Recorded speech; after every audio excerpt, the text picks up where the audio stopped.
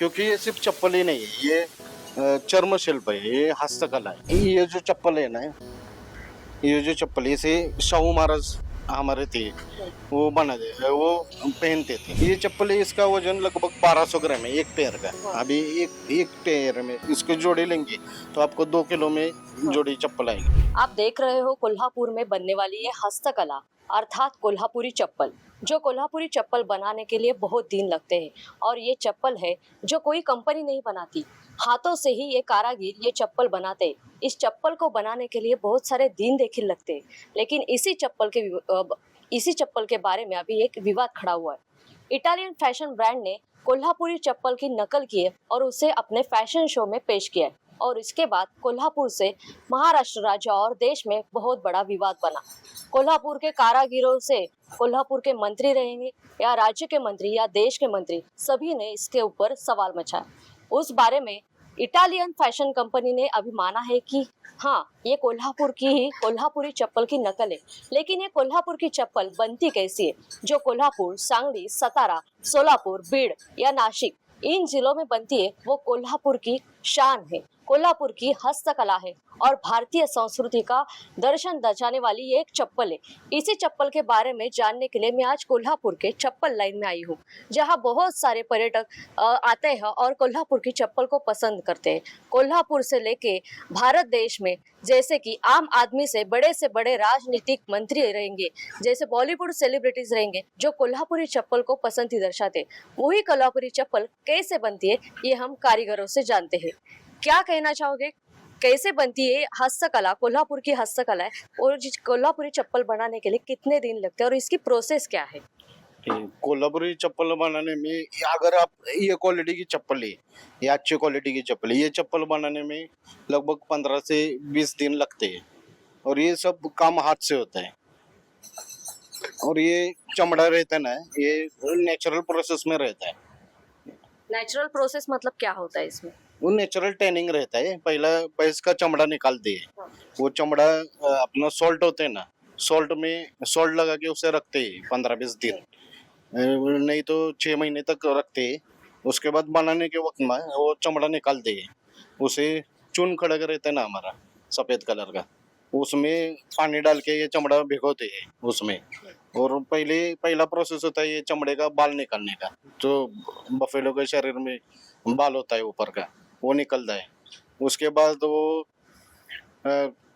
आयुर्वेदिक मतलब कुछ पौधे होते हैं, हिरड़ा, साल, ऐसा पौधे से वो टैनिंग करते हैं। उसमें ये टैनिंग कलर आते हैं ना, ये कलर उससे ही आता है। और उसके बाद चमड़ा ला के वो कारीगर चप्पल बनाते हैं।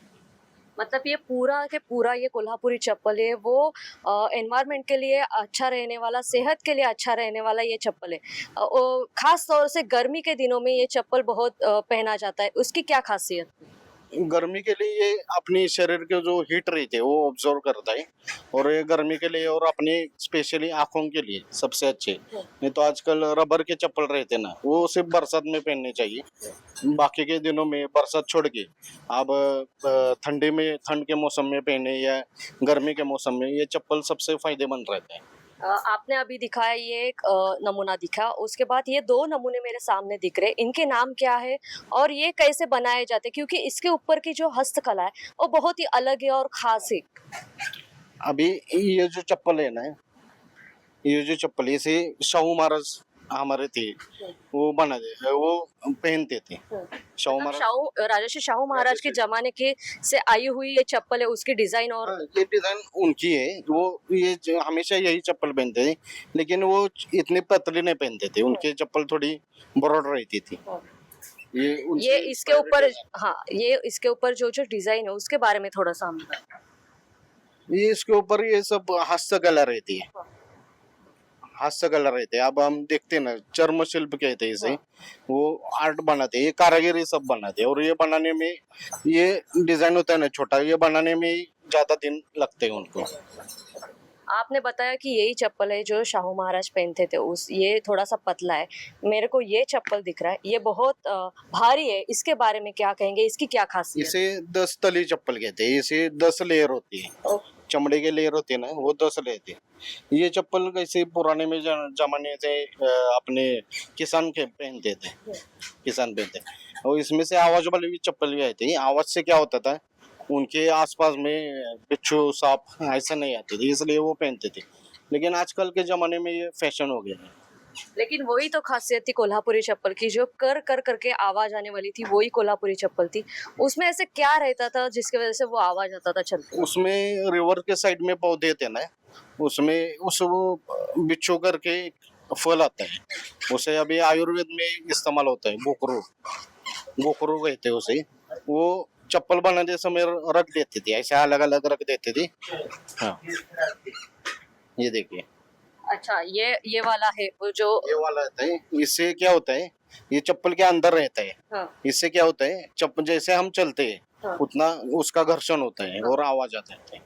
और ये जो चप्पल है, इसका साधारण वजन कितना रहेगा और ये बनाने में कितने दिन लगते हैं? ये चप्पल है, इसका वजन लगभग 1200 ग्राम है एक पैर का। हाँ। अभी एक पैर में इसके जोड़ी लेंगे तो आपको 2 किलो में जोड़ी चप्पल आएगी। 2 किलो की चप्पल है ये। चप्पल। और ये बनाने में कितने दिन लगते हैं? ये चप्पल बनाने में लगभग 40 दिन लगे थे और हमें। इसकी प्राइस क्या है? ये अभी 10,000 की है। 10,000 की 10,000 चप्पल। ओके।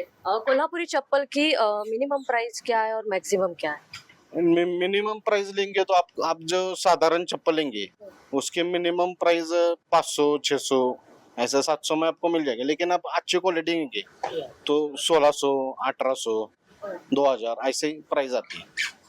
अभी ये कोल्हापुरी चप्पल है जो कोल्हापुर की शान है। वही कोल्हापुरी चप्पल बनाने वाले जो कारागिर है, उन कारागिरों को अच्छे से मुआवजा मिलता है क्या? उनको जो उनकी जो हस्तकला है, पीढ़ों दर पीढ़ों से ये चलती आ रही है, वो जो बना रहे चप्पल कोल्हापुर की शान है, कोल्हापुर की एक प्रतिभा दर्शाती है इस चप्पल से, उनको क्या दाम मिलते हैं? उनकी परिस्थितियाँ अच्छी है क्या अभी?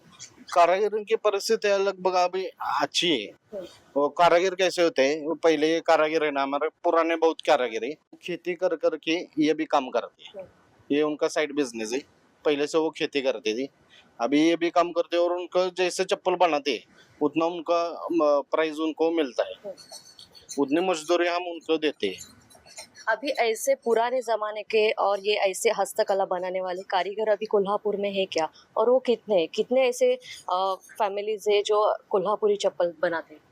लगभग अभी हमारे पास जो कारागिर है वो अभी कोल्हापुर जिले में छोटे छोटे गांव बहुत है, उधर वो चप्पल बैठ के बनाते हैं। और हफ्ते में 15 दिन में जैसे चप्पल तैयार होते हैं वो हमारे पास लेके आते हैं। इसी कोल्हापुरी चप्पल को जीआई टैग भी मिला है। इस जीआई टैग का क्या फायदा होता है? और अभी जो विवाद मचा है, इटालियन फैशन ब्रांड ने कोल्हापुरी चप्पल की नकल की, उसमें जीआई टैग का कितना महत्वपूर्ण योगदान है आपको लगता है? जीआई टैग में इटालियन जो ब्रांड ने वो चप्पल ली है कोल्हापुरी, वो जीआई टैग होके भी ली है। उसने जीआई टैग का इतना कोई फायदा नहीं पड़ा है। तो जीआई टैग का थोड़ा सरकार ने इससे भी स्ट्रांग थोड़ा करना पड़ेगा और पैटर्न मिलवा के देना पड़ेगा कोल्हापुरी चप्पल में। क्योंकि ये सिर्फ चप्पल ही नहीं है, ये चर्म शिल्प है, ये हस्तकला है। जैसे कि आप देख रहे हो, कोल्हापुर के इस चप्पल लाइन में बहुत अच्छे पुराने ज़माने की चप्पल है, वो जो बनाते हैं कारीगर, उनके साथ हमने आज बातचीत की। और अनेक नमूने हैं कोल्हापुर में जो कोल्हापुरी चप्पल के आपको देखने को मिलेंगे। 500 से लेकर 10,000 तक की चप्पलें हैं जो कोल्हापुर में बनती है। और इसी हस्तकला को और इसी चर्म शिल्प को कुछ जताने के लिए और उनका संवर्धन करने के लिए आज ज़रूरत है। वो सरकार ने इसके जो फ़ायदे हैं, और जैसे कि इसको जीआई टैग मिला है, लेकिन पेटेंट भी मिलना उतना ही ज़रूर है। क्योंकि जैसे इटालियन फैशन ब्रांड ने इस चप्पल की नकल की, उसके बाद और कोई नकल कर सकता है, लेकिन ऐसी कारीगरी और ऐसे कारोबार में ऐसा वापस जो विवाद है ना होने के लिए सरकार ने भी इस विवाद को गंभीरतापूर्ण देखना जरूरी है। कोल्हापुरी चप्पल के बारे में हमने जानकारी ली, और कोल्हापुरी चप्पल कैसे बनती है, उसका इतिहास क्या है, इसी सभी बारे में इस रिपोर्ट में हमने जानकारी ली है। आपको ये जानकारी कैसी लगी हमारे कमेंट बॉक्स में जरूर कहें। यहाँ तक ही मैं रुकती हूँ। कोल्हापुर से दुर्वा दलवी, लोकमत हिंदी।